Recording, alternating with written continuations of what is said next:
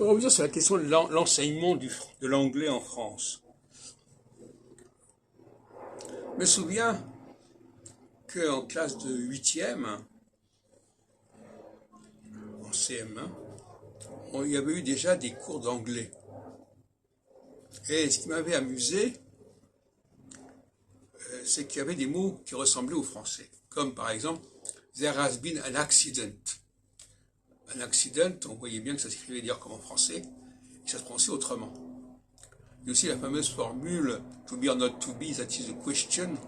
Les gens voient bien que c'est le même mot. Mais ça n'a pas véritablement produit une pédagogie adéquate. C'est-à-dire que on n'a pas dit apprenez déjà à prononcer les mots français existants en anglais d'une autre façon.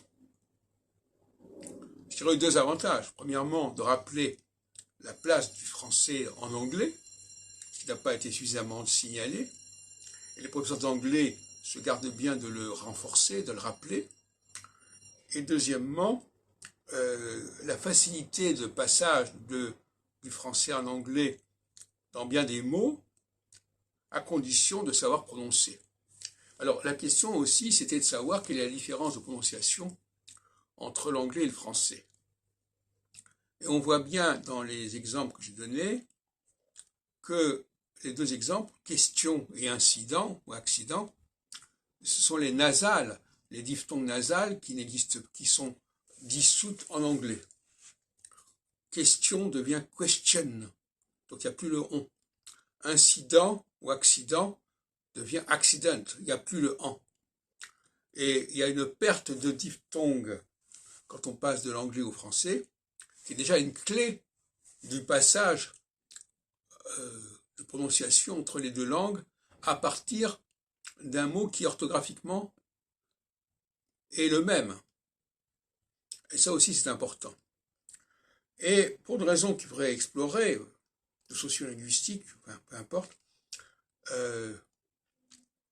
beaucoup de textes, si on étudie les manuels, je ne l'ai pas fait, franchement, je ne me souviens plus, les manuels, les textes anglais qui figurent dans les manuels d'anglais, on ne met pas l'accent sur les mots communs au français et à l'anglais.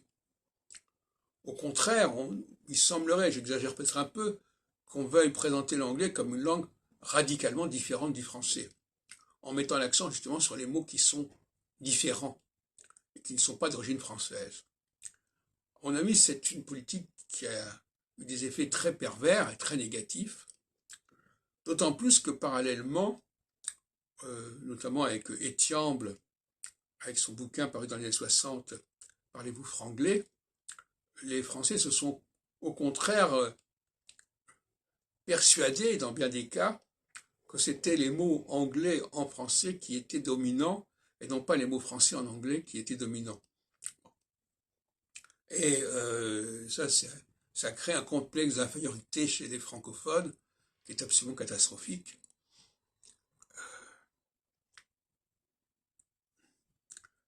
On a inversé les rôles à partir évidemment d'une réalité qui était qu'effectivement actuellement l'anglais et anglo-américain a des positions dominantes, mais on est anachronique quand on laisse croire que c'est l'anglais qui impacte plus le français que le français l'anglais.